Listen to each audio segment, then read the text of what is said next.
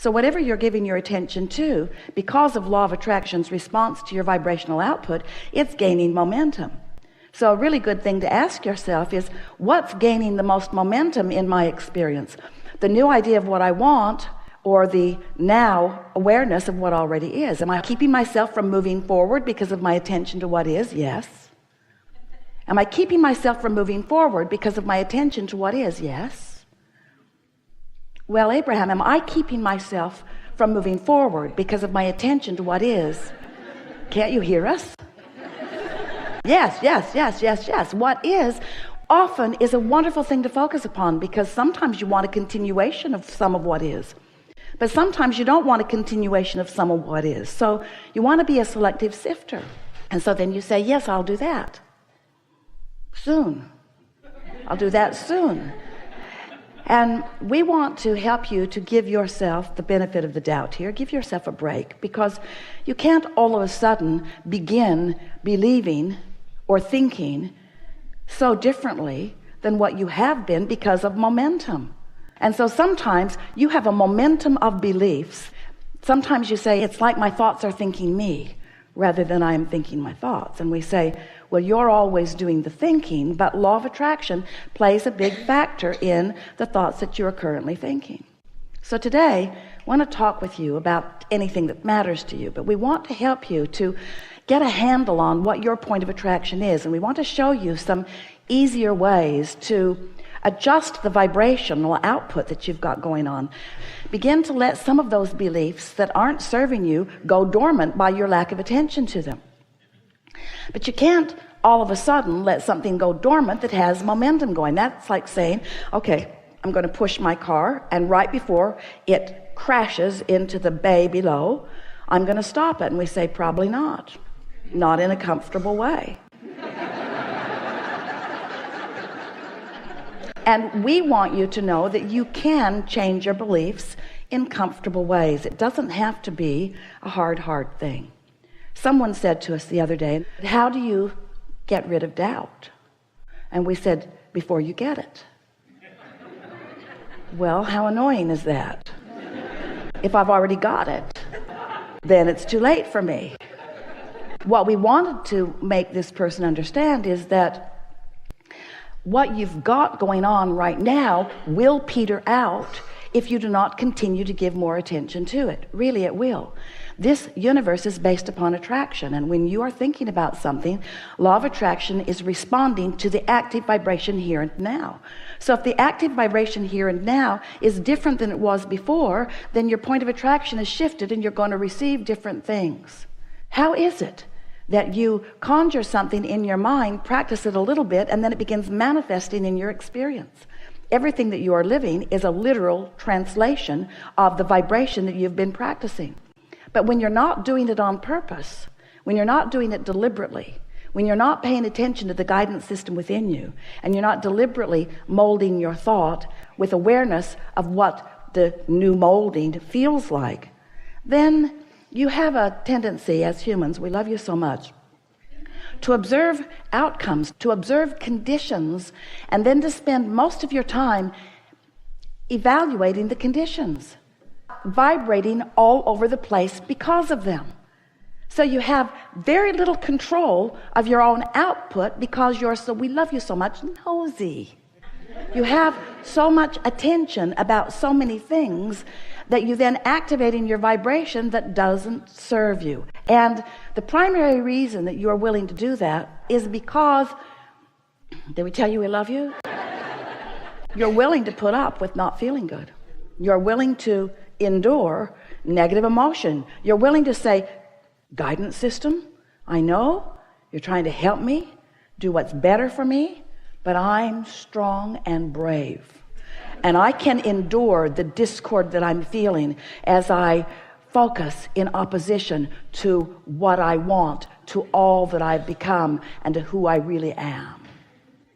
That was dramatic, wasn't it? But you do it because you are willing to put up with it to a certain extent. And this is what we meant as we were talking to our friend about getting rid of doubt before it starts. In the early stages of practicing that vibration, it's not all that painful. It feels sometimes like a little bit funny, and then a little bit interesting, and then slightly annoying, and then maybe even overwhelming and irritating. But you can live with all of that. That's just daily life on planet Earth, you say.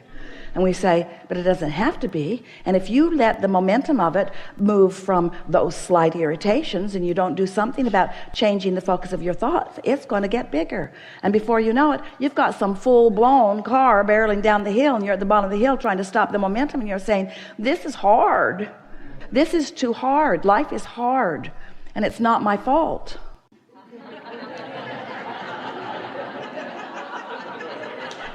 I blame my mother. She should have warned me. She shouldn't have warned me. She should have done something. She should have not done something. Poor mother, she can't win. And so once you realize that you have control now, so yes, there's momentum now, and yes, it's playing out now, but it can change because you have the ability to change your perspective. You have the ability, and these are the words we want you to leave here remembering forevermore. We're going to give it to you in a context that you've never considered before. You must consider your life experience without giving so much attention to the conditions of the experience. Because you cannot find vibrational alignment with source and with what's coming and with who you really are and with what you want and with all that you've created and with what's in your vortex and with all of the things that you have become. You cannot be a vibrational match to the more of you when you are a vibrational match to the less of you. It's one or the other. In other words, you've got to focus toward something. And if you're focused toward what is, then you are just regurgitating what is. You're holding yourself in a vibrational pattern that won't let you move from where you are. Different faces, different places. Have you noticed? Different scenarios, but the same old keeps happening because of your attention to what is, you see. You have to look at things the way source looks at things. You can't have something going on in your vibration and just cover it up with words and action. That's not unconditional. That's based upon the conditions. And so we know it feels a little uncomfortable in the beginning of this discussion, but it is our promise to you that by the time you leave this gathering today, you'll have a clear understanding of how to tune to who you really are and what you really want, rather than to the current condition that is introducing resistance into your vibration. And that is all that is required for you to move from unwanted to wanted, or from less of something that you want to more of something that you want, to more interest, to more delight, to more passion, to more eagerness, to more love, to more appreciation, to more alignment, to more of who you already are vibrationally.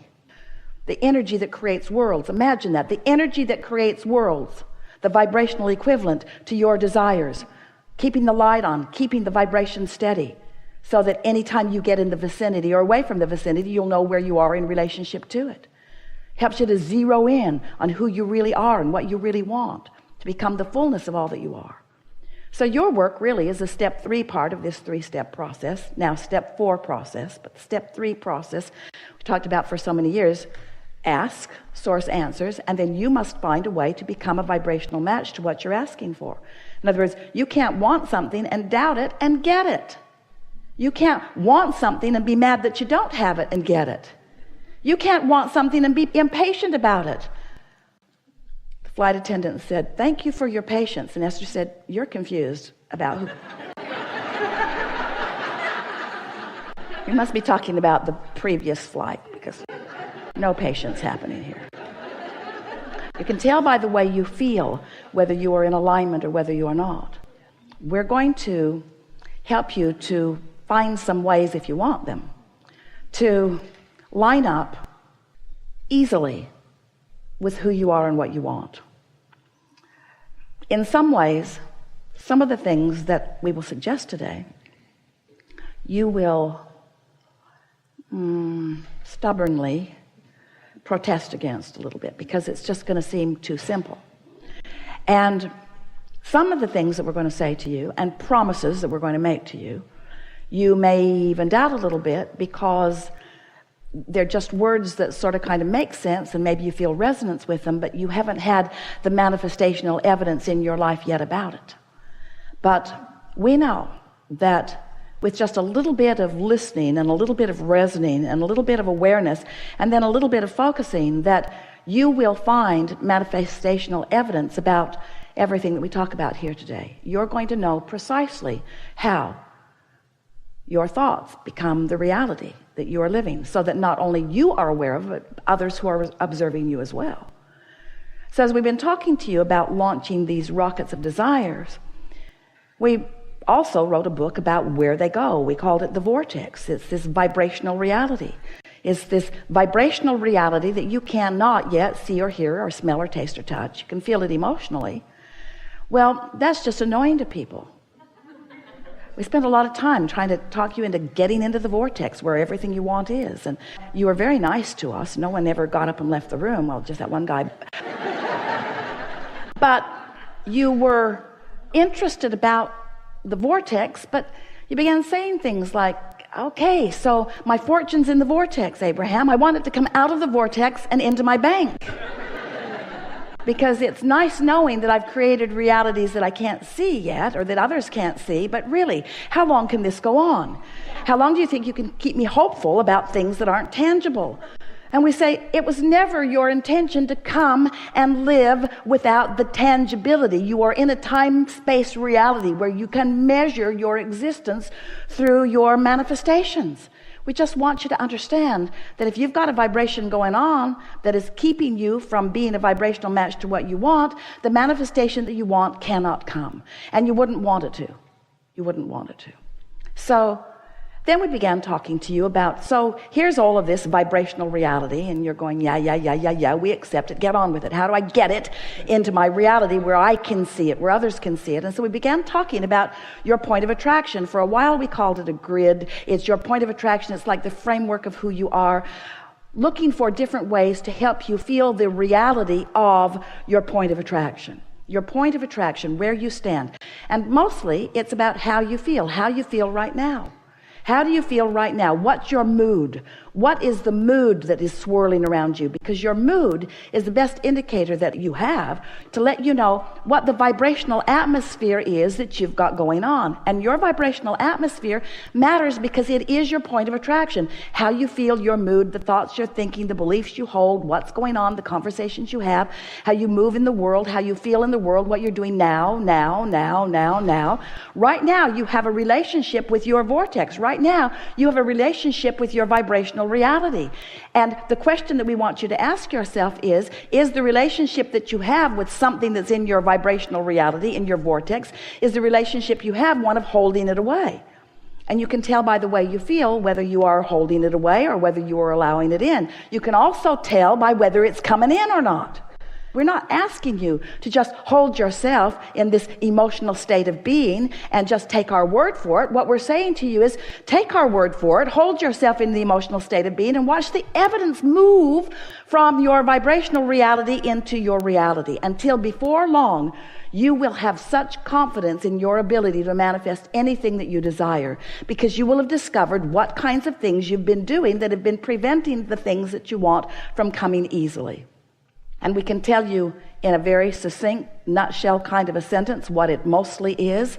Your observation of the conditions that exist now are the reason that you keep repeating a pattern that holds away the things you want. It really is that simple. You got to change the way you look at things. You got to reorient yourself. You've got to become more vibrational interfacing. You have to trust the way you feel. You have to accept that you have guidance. You have to accept that your guidance is always leading you toward what you want.